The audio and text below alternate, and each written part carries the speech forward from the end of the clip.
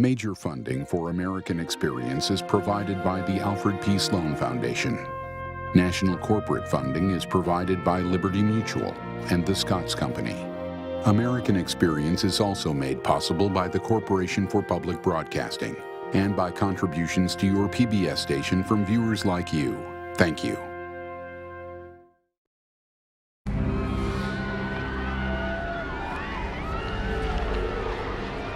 It would come without warning. It would jump from house to house. It could come into a house and make one person sick, two people sick, but not make the other people sick. It attacked the rich, it attacked the poor, it attacked the clean, it attacked the dirty. For 2 centuries, it terrorized the nation, bankrupted cities, took tens of thousands of lives. It was called the Visitor, the Invader. Yellow fever was horrible. The patient is spraying black vomit across the room. They're in agony, they're screaming. It happened so fast. It killed so quickly.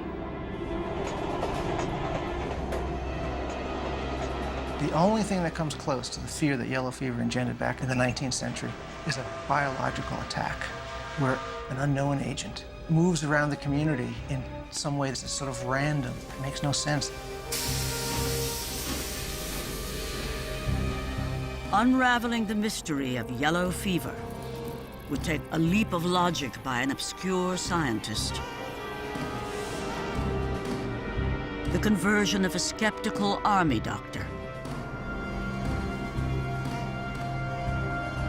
And a young surgeon's ultimate sacrifice.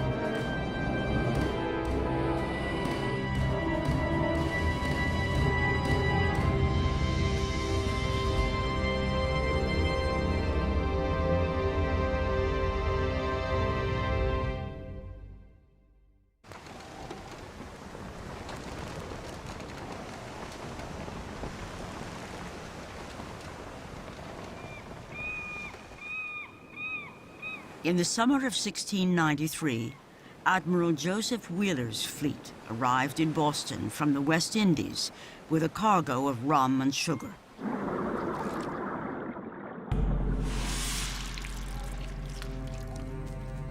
Within weeks, men and women scattered across the city began to show symptoms of a strange illness.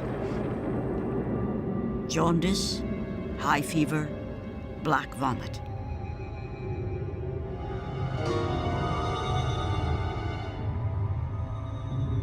Yellow fever had come to America. For the next 200 years, the disease would strike city after city with frightening regularity and no apparent cause. There are some severe epidemics that take place. Late 1700s, Philadelphia loses 10% of its population. As we move into the 1800s, the disease moves south, away from the northeastern seaboard to the southern states. There are some devastating epidemics that strike along the Gulf Coast, especially in New Orleans. Hot and humid, bustling with trade from the Caribbean, where the fever was present year-round, New Orleans was especially vulnerable to yellow fever.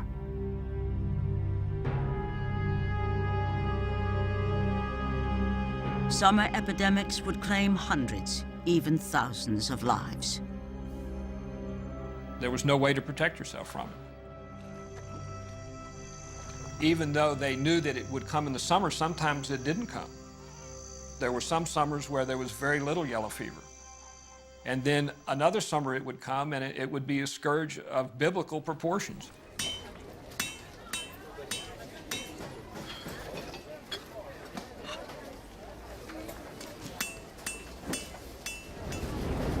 On July 24, 1878, the New Orleans Picayune confirmed 14 cases and 7 deaths in the crowded tenements of the First District.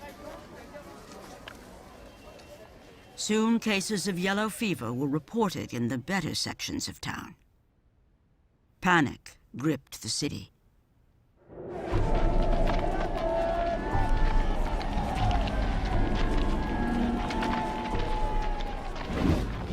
There was no way to predict who was going to be next or how it was going to spread. The way it moved through a community, from house to house, skipping houses, skipping neighborhoods, coming back and getting neighborhoods later on, attacking rich and poor in some way that makes no sense. It's sort of random. The way it attacked and what it did to its victims just horrified people. People develop a headache, they develop fever, they develop back pain, they hurt all over and ache all over. And these symptoms usually last for about 48 to 72 hours. And it's just like having the flu. And then the virus attacks the liver. And when the liver is destroyed, proteins, which are very necessary for proper blood coagulation, are also destroyed.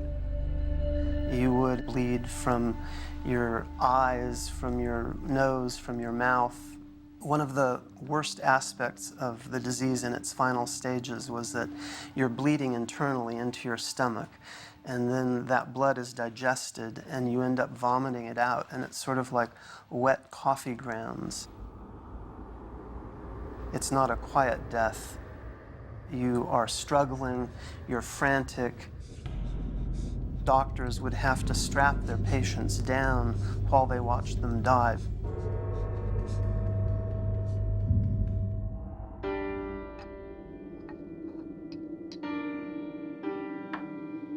New Orleans physicians struggled to treat and understand an illness that seemed to defy all explanation. They prescribed bloodlettings, carbolic acid, massive doses of quinine.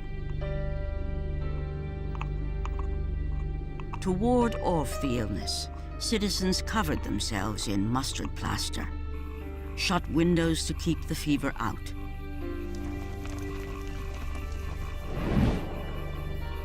Burned tar in the belief that the smoke would disturb the miasma, the noxious emissions that for centuries had been thought to carry disease. The city became a smoke-filled hell, pierced by the anguished sounds of the dying and the acrid smell of putrefying blood. Those who could fled in the tens of thousands. People are running in fear. Those who remain are struggling to survive. There may be no food coming in. There is no goods going out. All commerce grinds to a halt. With everything shut up and closed, New Orleans quickly became a ghost town. The whole fabric of life is disrupted in ways that other diseases didn't do. For decades, yellow fever had been a southern scourge, its ravages confined below the Mason-Dixon line.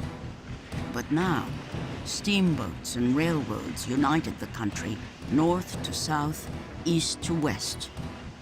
Yellowjack, as the disease was known, could travel far and travel fast. 1878 is a turning point in the history of yellow fever. People are more mobile than they were in the pre-Civil War period. Yellow fever has new opportunities for moving away from the port where it's introduced. And it does. It takes those opportunities. It rides the rails out to Mobile, up to Memphis, over to Chattanooga. To Kentucky, Indiana, Illinois, even into Ohio it went, aboard trains crowded with refugees heading north. Towns where those people might go to didn't want them to come, so people burned bridges, they tore up train tracks, anything to keep the epidemic out.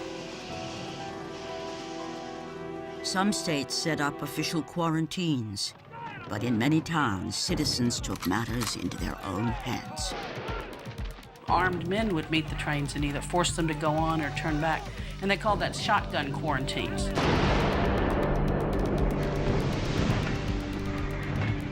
One man with a shotgun is going to keep a train either moving or at least keep people from getting off of it. But there was no stopping Yellowjack. The epidemic spread to 11 states and 200 communities. 120,000 people became infected.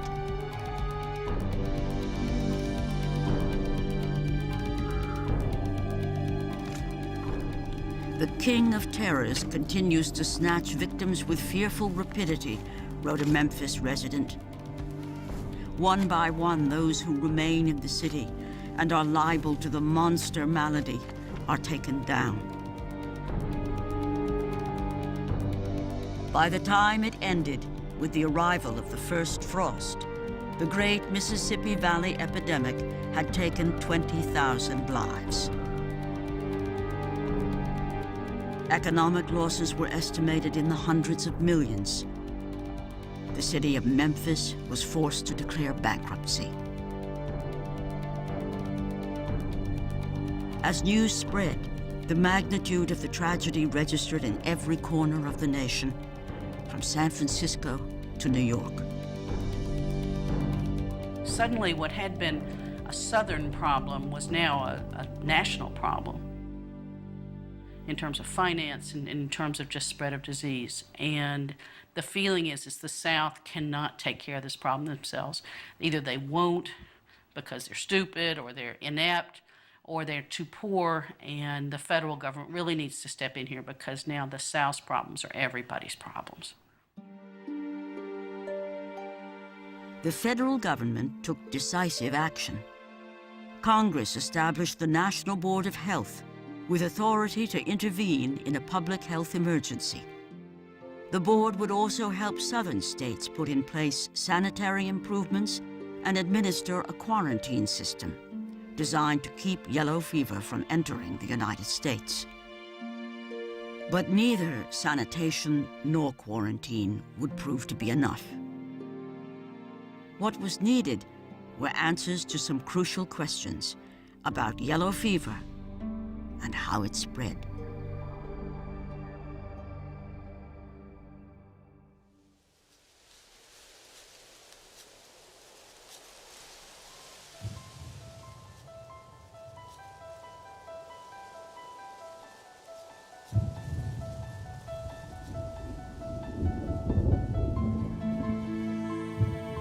At his laboratory in his home in Old Havana, Dr. Carlos Finley had been studying yellow fever for quite some time. The son of a Scottish father and a French mother, Finley had left Cuba as a young man to study in Europe, then at Jefferson Medical College in Philadelphia. He returned to Cuba in 1864, where he settled down.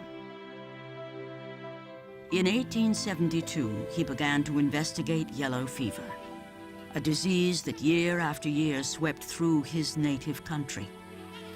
He looked at changes in temperature, altitude, even the alkalinity of the atmosphere.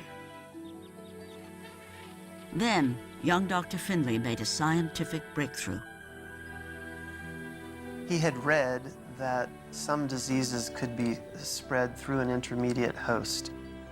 There's a particular disease of wheat that has to first incubate in another plant before it can be spread. So he deduced that what was necessary to spread it was an agent that would take it from the sick person to a healthy person. In 1879, an American scientist handed Finley his next clue: microscopic slides of tissue from yellow fever victims. And he left Finley with some photographs that clearly indicated to Finley that yellow fever must be spread somehow through lesions in the blood vessels, that it must be a biting insect that accesses those blood vessels. That's how he first came upon the idea that it was a mosquito. With nearly 1,000 species of mosquitoes, Finley searched painstakingly for the one that transmitted the disease. What he did was he figured out where that mosquito was present, and he mapped that against where cases of yellow fever occurred. And since they mapped perfectly to each other, he deduced that yellow fever was spread by this particular mosquito, the Aedes aegypti mosquito. It was a remarkable idea, perhaps too remarkable for its time. In the 1880s, the germs that cause the most familiar diseases were just being identified. And these germs got into the body in fairly obvious ways. Cholera, you swallow it. Tuberculosis or diphtheria is inhaled. But the idea that another way that germs could get into the body was through an insect was not out there. In August 1881, at an international scientific conference in Havana, Carlos Finley unveiled his mosquito theory, outlining 3 conditions necessary for the transmission of yellow fever. Number 1, the presence of a person with yellow fever. Number 2, a person apt to contract yellow fever. And number 3, an agent that can transmit yellow fever from a sick person to a healthy person. And he tells them that in light of all this, all the focus on quarantines and all the other measures that they were proposing to take to control yellow fever would be useless, and that what they really needed to focus on was the intermediate agent. At the end of Finley's presentation, there were no questions, no rebuttals.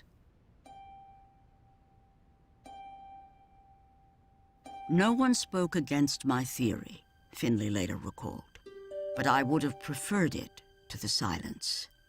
That conspiracy of silence. And silence. Finley is so far out on the edge, so far ahead of his time, there's no way the medical community is going to take him seriously. He becomes the mosquito man, the crazy Cuban doctor, who's got this wild theory about insects carrying disease.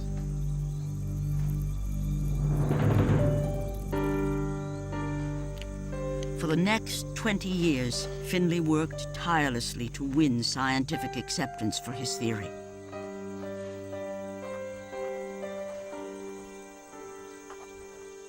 Conducting experiments with mosquitoes on 100 volunteers, he focused on transmission while others searched for a cause. Scientists all over the world are drawing blood from yellow fever patients. They're culturing the blood. They're trying to identify the bacterium that causes yellow fever. Finley wasn't doing that. He was concentrating on mosquitoes. What Finley needs to do is to show that he can consistently move yellow fever person to person using the mosquito as a vector. That there is no other explanation for that person's case of yellow fever. And in general, he can't do that. He can get a case here and there, sporadic cases, but he still is missing conclusive proof. Because he's working in Havana, which is an endemic center of yellow fever, people would say, well, maybe your patients caught yellow fever not from the mosquito bite, but from something else in the atmosphere. He could never really adequately answer those objections. Finley's theory languished.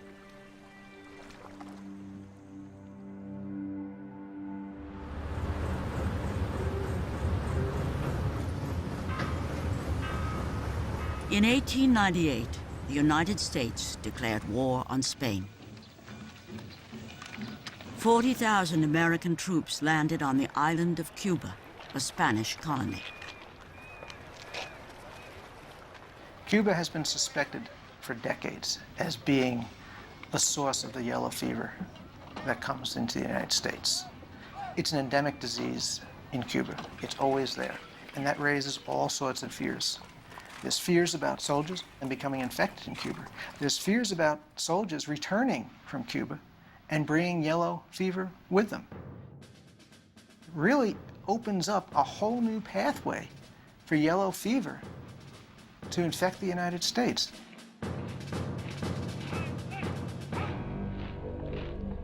In only 3 months, the American army defeated Spain and occupied Cuba. Fewer than 400 American soldiers were lost to Spanish bullets, but more than 2,000 came down with yellowjack. An African-American regiment, the 24th Infantry, lost a third of its men to the disease.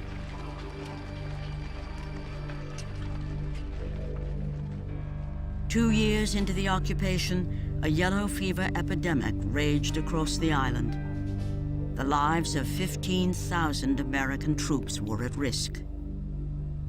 Because they didn't understand the role of the mosquito, what they would do is someone would catch yellow fever, they'd be put in a hospital next to someone who had malaria, next to someone else who had typhus. Meanwhile, there are mosquitoes buzzing around them, biting one, biting the other, spreading disease back and forth.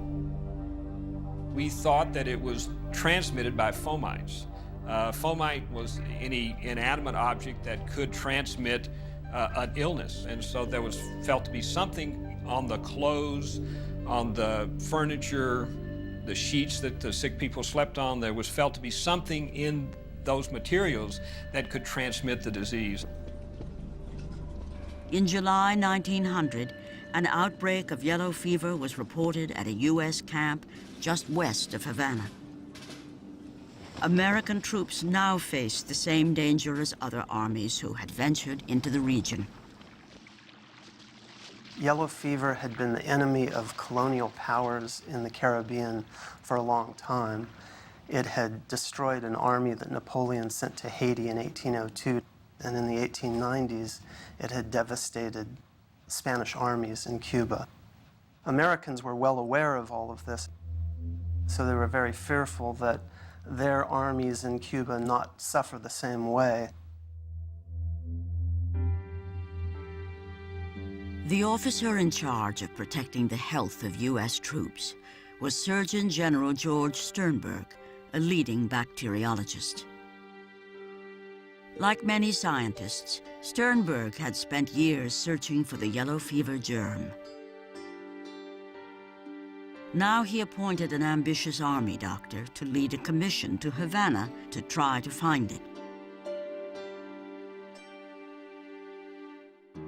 Major Walter Reed was the youngest man ever to be granted a medical degree by the University of Virginia. After 2 decades of service in the American West, he was not one to shy away from a challenge. Reed is a frontier doctor, basically. Most of his career has been spent out on the frontier, Indian country in Arizona, in Kansas, in Nebraska. He takes a class in bacteriology at Johns Hopkins, and it begins to transform him, brings him into contact with the new science of medicine. He moves from this frontier doctor, working with small army posts, and now becomes a scientist. He was highly motivated. He worked most of his life with the idea that there was going to be an opportunity for him to make a big difference. Reed chose a trusted friend, James Carroll, as his assistant. To head the laboratory at Havana's Columbia Barracks, he named a young American bacteriologist, Jesse Lazier. The Yellow Fever Board's first task was to disprove an Italian scientist's claim that he had found the elusive yellow fever germ. There had been a lot of research, a lot of people trumpeting their discovery, and then someone else has to come along and prove that that one's wrong. And this had happened a lot. The problem was that, and they didn't realize it, yellow fever is caused by a virus. It's a particle that cannot be seen through the kinds of microscopes they had in 1900. Jesse Lazier chafed at what he saw as his colleagues' focus on petty scientific disputes. Reed and Carroll have notions that I don't agree with, he wrote, and are not inclined to do as much as I would like to see done. Left on his own, Lazier believed he could discover the real cause of yellow fever. I have this picture of Lazier as being a real go-getter. He knows he's smart, he knows he's got the training, he's got the education, and he's got an opportunity now to make a name for himself in the world of medical research.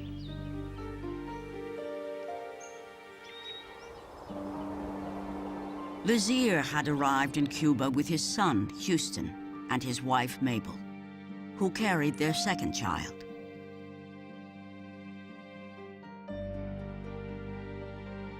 Camera in hand, the young couple enjoyed the historic sights of Havana. A contract surgeon, Dr. Lazier had left behind a position as head of the laboratories at Johns Hopkins University, where he had been working on malaria, only recently proved to be carried by an intermediate host. Malaria and yellow fever are both diseases that occurred in certain patterns that matched when the mosquito was active. It's worse in more tropical areas, so it made sense that this disease, yellow fever, could be, like malaria, spread by a mosquito. On May 23rd, Lazier struck out on his own. He went to Quemados, a Havana suburb and the starting point of the 1900 epidemic, and brought back 4 mosquitoes captured in an infected person's room. He dissected the insects and looked in vain for the yellow fever germ.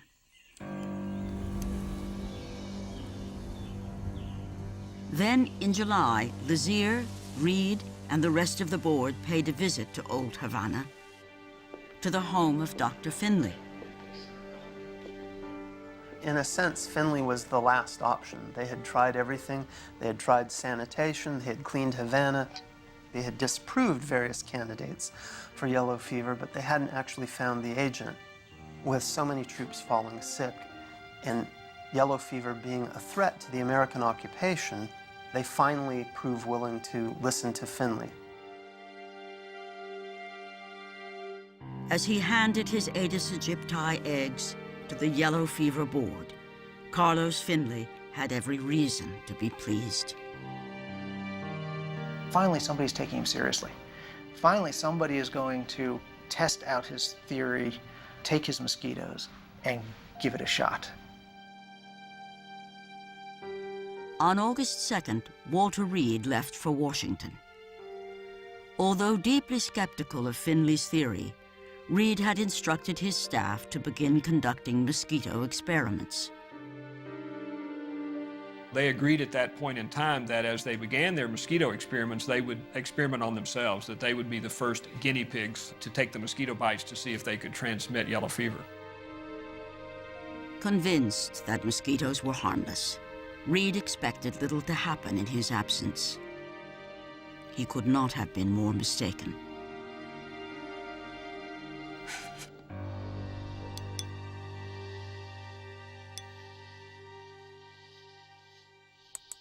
Jesse Lazier took over Finley's mosquitoes.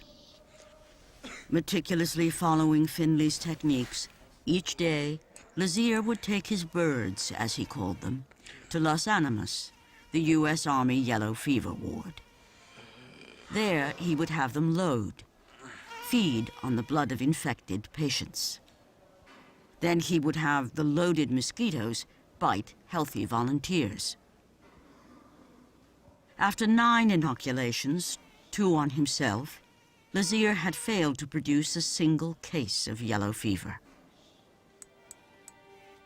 Discouraged, he was ready to give up.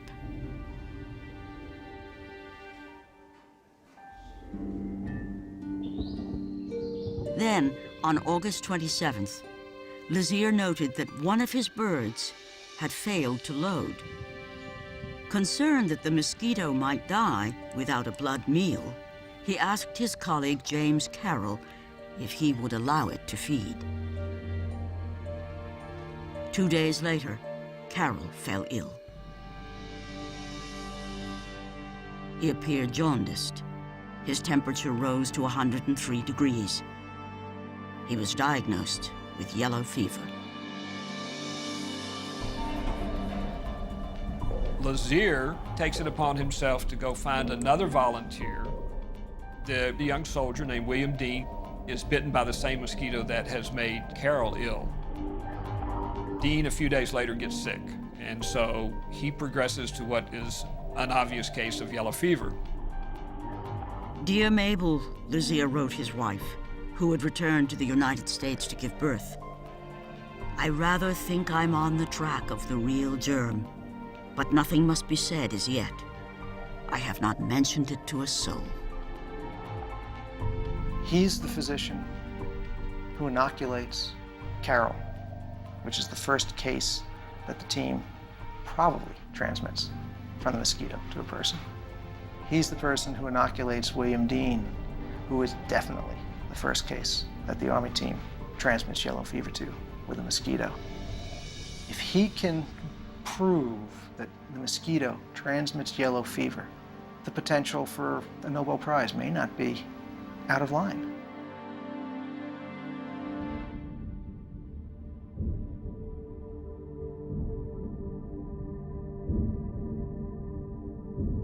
The morning of September 18th, Jesse Lazier did not report to work.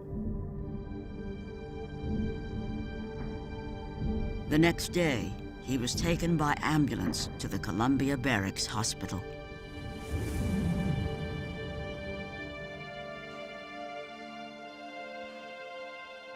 Lazier explained that he had been bitten by a stray mosquito while loading at Los Alamos. But a page from his laboratory book later revealed that he had knowingly subjected himself to the bite of an infected mosquito. When Lazier exposes himself to yellow fever, he probably doesn't think that his risk of dying is all that great. He's infected two other people, James Carroll and William Dean, and they've become ill, but they're both recovering. Lazier probably believes that he too can produce a case of yellow fever in himself, and that he too can recover and carry on his work.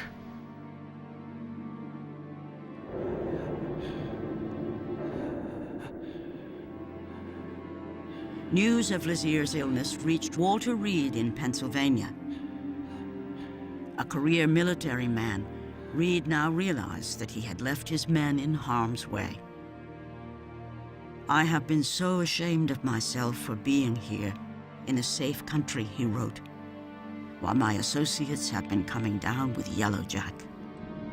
Still, I feel that Lazier will pull through." Lazier progressed to an advanced case of yellow fever. In the delirium of his final hours, a friend reported he was tormented by thoughts of his wife and son, and the daughter he would never meet.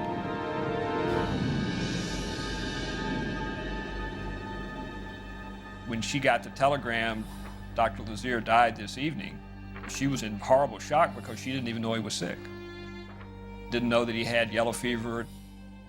She just got a telegram that he had died.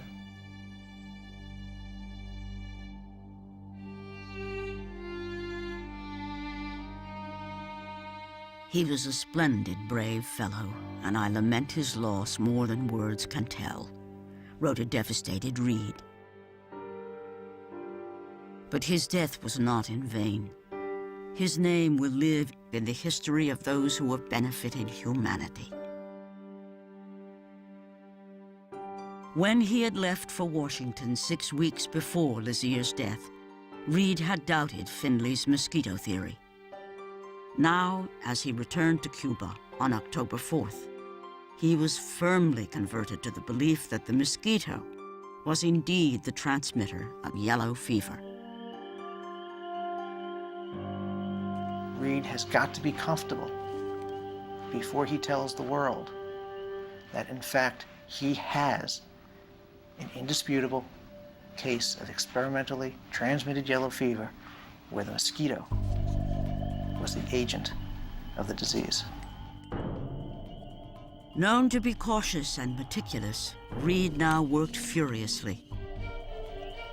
He pored over Lazier's lab books and noted a 12-day interval between the time of loading and the day the mosquito transmitted yellow fever to Carol. 16 days in the case of Dean. This observation fit with a theory developed by a doctor in Mississippi, that there was a lapse of 2 weeks between the first appearance of yellow fever and the appearance of a second case. The light bulb probably just went off and said, hey, this is it. You've got to have this period in the mosquito. Not sure what takes place in the mosquito, but it must take place in the mosquito, and it must take at least 12 days for it to happen. So I think that was kind of an epiphany type thing. During that 12-day interval, the virus ingested with a blood meal matures in the mosquito's digestive tract, making its way to the salivary glands to be transmitted when the mosquito bites again. This was the missing piece, the one that had eluded Carlos Finley. Less than 3 weeks after returning to Cuba on October 23rd, Reed made his case for the mosquito theory at a gathering of the American Public Health Association. It basically had two cases. It had Carroll's case, it had Dean's case. Lazier had died, but they had no evidence that he had experimented upon himself at that point in time. He and Sternberg wanted to get this published as soon as they could because they knew there were other people working in the field, and they wanted to get credit for the Army board and for the men involved. While some observers were impressed, the Washington Post called the mosquito theory silly and nonsensical. Faced with skepticism, Reed realized that he needed incontrovertible proof. He obtained permission to pay $100 in gold to American soldiers and Spanish immigrants to serve as volunteers, $100 more if they became ill.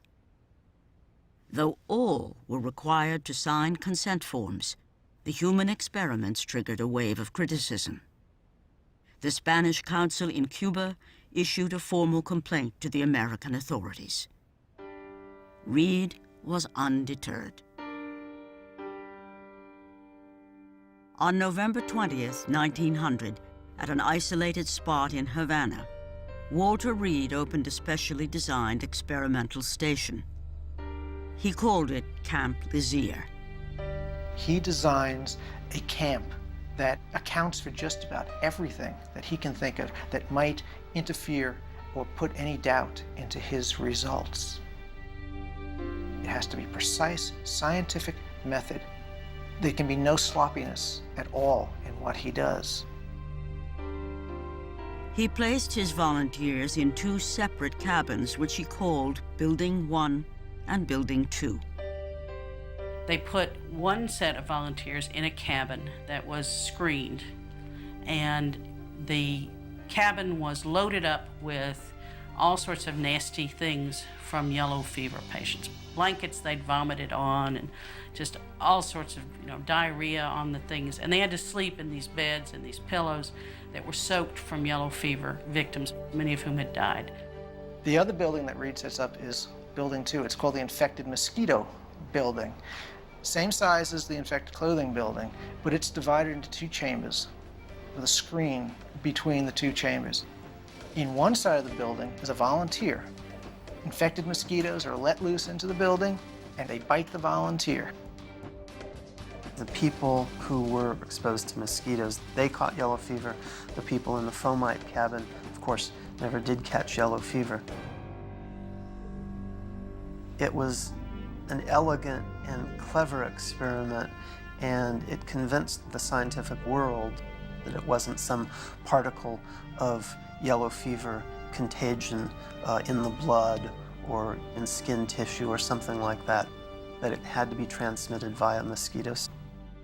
He convinces the scientific world where Finley couldn't.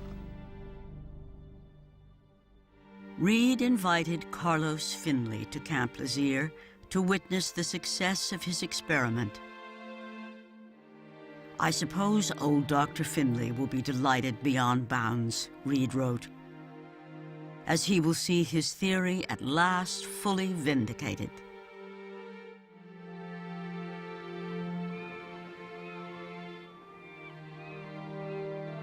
It had been 20 years since Finley had postulated that getting rid of yellow fever meant controlling the mosquito.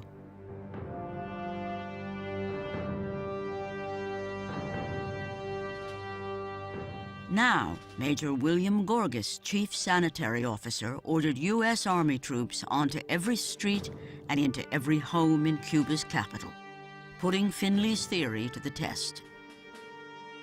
As soon as he heard about a case of yellow fever, The patient was put in a screened room so that the mosquitoes couldn't get in or out.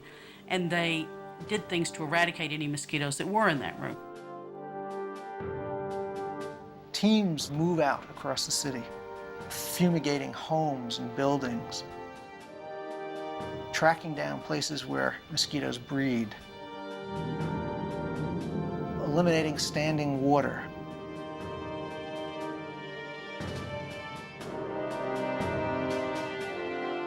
The campaign was a resounding success.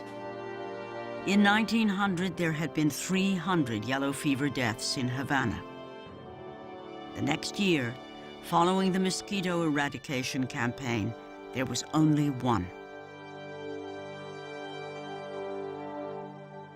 Despite what had happened in Cuba, despite the fact that yellow fever had gone away from Havana effectively, within months, not years, but months, people still didn't accept the theory that insects could carry disease.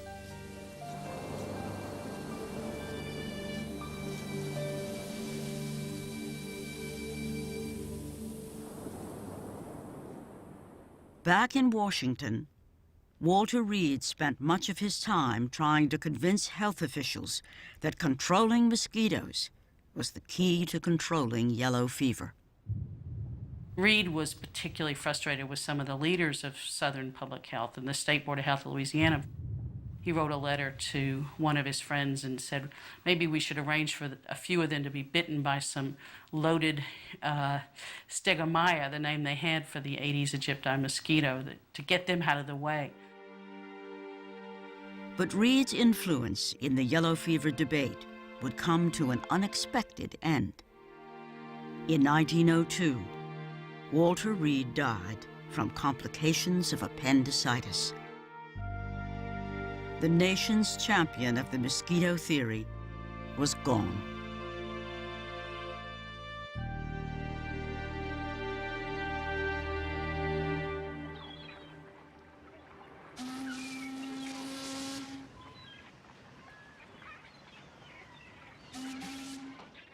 New Orleans, 1905. The city, once known as the necropolis of the South, had been relatively free of yellow fever for more than 2 decades. Proud officials attributed the success to a wall of quarantine stations, specially designed to keep the disease at bay. When a ship came in, they would make sure that no one aboard the ship had yellow fever. Then they would go aboard the ship, they would fumigate it, they would wash it, they would use everything from vinegar to smoke to try to cleanse the ship, to sanitize it. They filled the holds of ships with sulfurous acid gas. They took all the bedding and clothing and hung it up in giant autoclaves. I mean, they were these giant ovens, and toasted the clothing up to 250 degrees Fahrenheit. It was a very impressive looking apparatus and a very active service. The whole system had seemed to work for 20 years, so now they're supposed to just shut these things down. It did not seem prudent. The head of the New Orleans Health Board, Dr. Whitman Conkey, disagreed. A firm believer in the mosquito theory, he urged his colleagues to put in place a program of mosquito control. Conkey said, this is what we need to be doing. We need laws about screening cisterns and all the rest of it. He didn't get very far, and people somewhat laughed at him. They drew cartoons of this guy, St. George and the Dragon, fighting off a huge mosquito.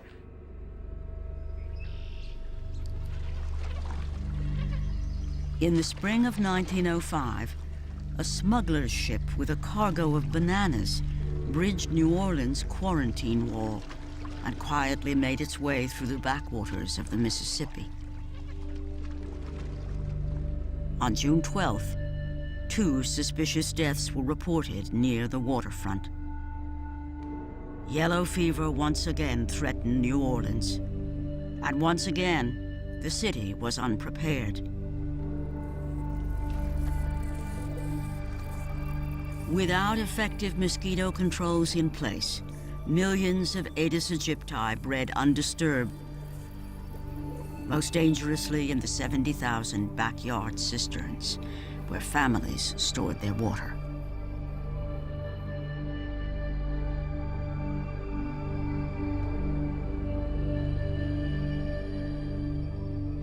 On June 22nd, New Orleans authorities declared an emergency.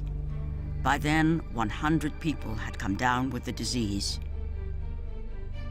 20 had died. Conkey decided there was no more time to waste. Even if you are not positive that the mosquito is the only source of the transmission of yellow fever, he told New Orleans physicians, give your city the benefit of the doubt in this important and vital matter. Under Conkey's direction, New Orleans organized as if for war. Science has discovered the cause and has learned to exterminate it, heralded the New Orleans Picayune.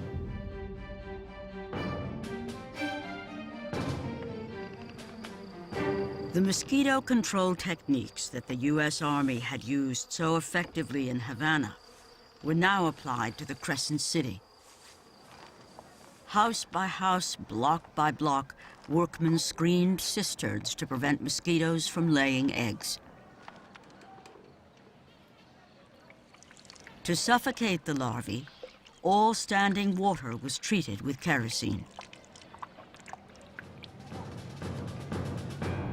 Saturdays and Sundays were declared fumigation days. On a single day, residents burned an estimated 300 tons of sulfur, giving the mosquito, as the Picayune put it, a dose of real brimstone. Citizens were urged to sleep under nets and help with the oiling and screening of cisterns. Fines of up to $25 or 30 days in prison were issued to those who failed to comply. It was a race against the mosquito. But years of inaction had given the Aedes aegypti a head start. Barely a month after the beginning of the epidemic, 600 yellow fever cases were reported. The epidemic is spreading, and the city doesn't have enough money to fight the epidemic. So what they do is call in the federal government. There's a lot of resentment to federal power, but also recognition that that's the only way we're going to get this disease under control.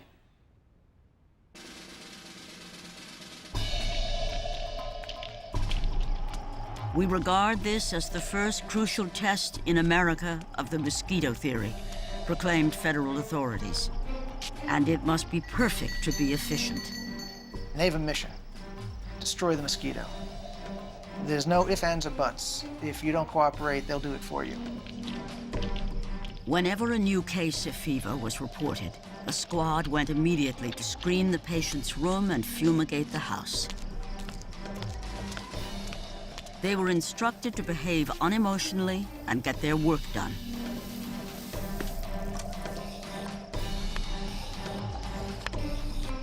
It was like watching a huge machine, well-oiled and efficacious, one reporter wrote.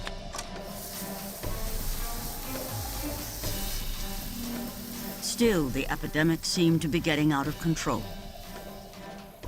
On August 12th, 100 people became ill. Years before, the numbers of sick would have risen exponentially. Thousands would have died by the first frost. But this time, the mosquito control measures that so many had doubted made all the difference.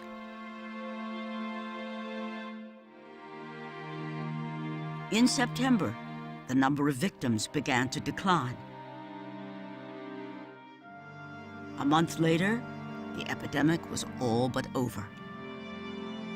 The final tally for the city of New Orleans was 452 deaths, a fraction of the toll exacted by epidemics in the past.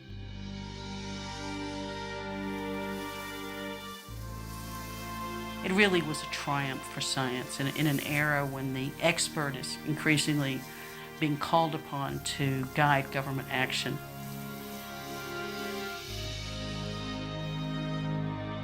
It would go down in history as America's most successful public health campaign, and the last ever waged against yellow fever in the United States. The brilliance of Carlos Finley, the dedication of Walter Reed, and the sacrifice of Jesse Lazier spared the United States the suffering and fear that once made yellowjack the nation's most dreaded epidemic. Though a cure for yellow fever has not been found, nor the virus eradicated, in the United States, there has not been a yellow fever epidemic for more than 100 years.